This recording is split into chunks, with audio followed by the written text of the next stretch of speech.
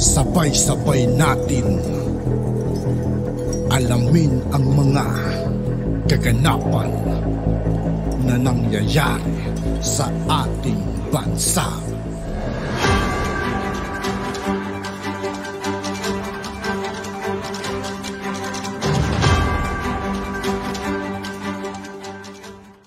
Yo, what's up mga kaibigan? This is I2K po again.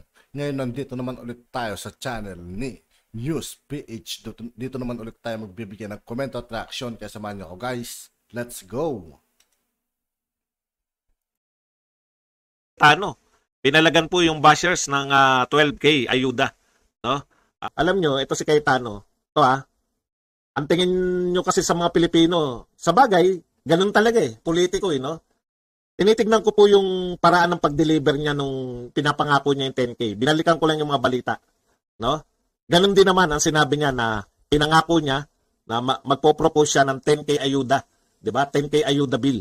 May pangalan yan Teka lang, tignan lang natin kung ano yung pangalan. No? 10,000 pag-asa during the pandemic. Okay. Ganda ng pangalan, di ba?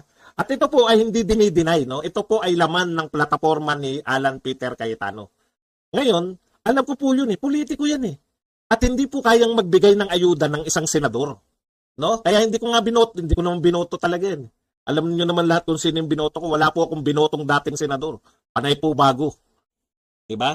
Alam po natin, ang may kakayahan lang po na magbigay ng ayuda, kung ikaw tumatakbong presidente, pwede mong ipangako yun. Bakit?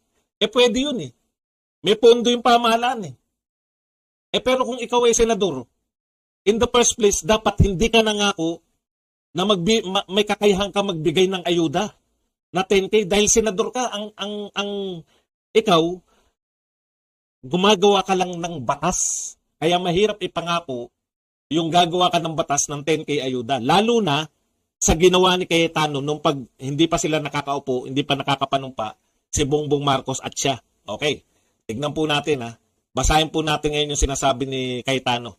Sa mga nangbabas sa 10K ayuda, kung kaya ko lang silang bigyan ng tig 10,000, binigay ko na sa kanila. Pero sa katotohanan, ito'y isang legislative proposal. Naintindihan nyo na? Ano ang katotohanan? Lahat, sino ba may ayaw ng 10K ayuda? 10K yan, kahit ako, bibigyan ako ng ayuda. Bakit ko tatanggihan yan? Di ba? Sino may ayaw niyan? Alam nyo, binalikan ko yung mga speech yung nung nangangampanya pa si Cayetano. Pati kung saan kukunin na ipapaliwanag niya sa media Pag ikaw narinig mo yun, 10K pwede palang mamigay.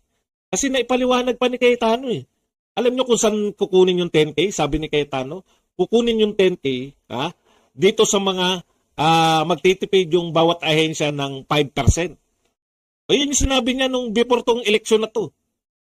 May pagkukunan. Kasi ang question ng mga tao, totoo ba yan? Posible ba yan? 10K? Posible, sabi ni Cayetano. Kasi kukunan mo ng 5% bawat ahensya. May sosobra pa raw na 50 billion. Edi ang ganda. Diba? Maniniwala talaga yung tao. May proposal kang 10K million, 10K thousand bawat pamilya. Pagkatapos, alam mo pa kung saan kukunin. Ngayon, nung marami na nang hihingi sa kanya, napanood ko nga isang video, dumadaan lang siya sa isang mall, sinisigawan siya ng tao, Cayetano, sana yung 10K namin? Pinangako mo yan Ang ganda pa ng paliwanag mo. May pagkukunan tayo ng pondo. Magtipid lang yung bawat ahensya ng 5% ng kanilang pondo. Makakalikom tayo ng mahigit pa sa 10K bawat pamilya. May susobra pang 50 billion. Siyempre ikaw, oo nga mapapa-oo nga. At iboboto mo siya dahil doon, ang ganda ng paliwanag nabudol tayo lahat. Ngayon, ano na po ang paliwanag niya? Hindi po ako nagsabi na to siya sa mga nangbabas sa akin, sa mga nangbabas sa 10K ayuda. Kung kaya ko lang silang bigyan ng tig 10,000, binigay ko na sa kanila. Pero sa katotohanan, ito'y isang legislative proposal. Yun. No? Legislative proposal. Ibig sabihin, ipapasa niya yan, dapat meron din sa House na magpapasa at dapat yung gobyerno sa pamumuno ni Pangulong Bongbong Marcos para umusad dyan, kailangan pa yan aprobahan na yan ay yung priority bill. Dapat masalang pa yan as priority bill. paano masasalang na priority bill yan? Hindi pa nakakaupo si BBM, binanata mo na yung 20 pesos kilogram na 20 pesos per kilo na bigas. O, di ba? Tapos, hino-hostage mo yung majority. Sinasabi mo, kung hindi ibibigay sa iyo ang, Blue Ribbon Committee chairmanship, hindi ka magma-majority, magma-minority ka. O, yun yung sinasabi ko. Paano mo maipapasa ngayon yung 10K ayuda?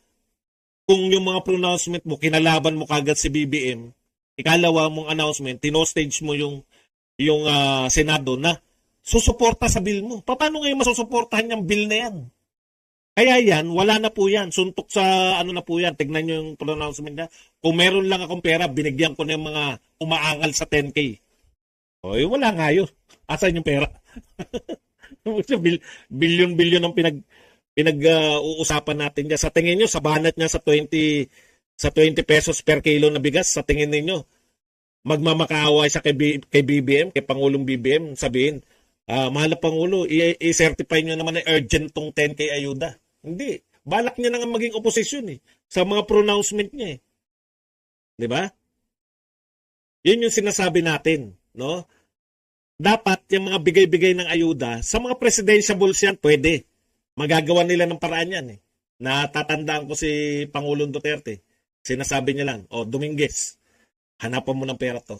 Pwede po yun. Ang senador, hindi po pwedeng hanapan ko ng pera. Hindi po. Ilalagay po yan sa batas. Matagal po yan.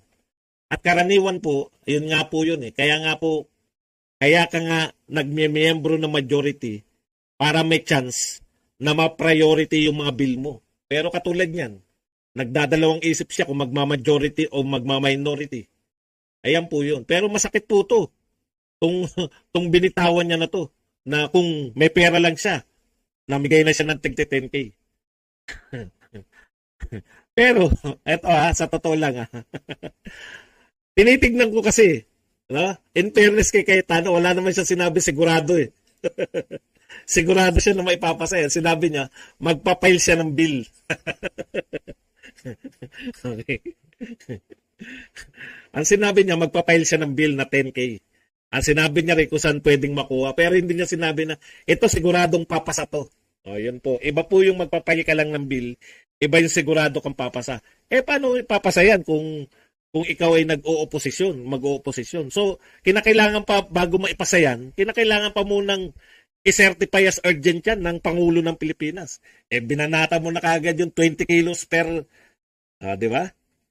Wala tayong magagawa dyan. Anyway, congratulations po muna sa ating, subaybayan natin, malay nyo.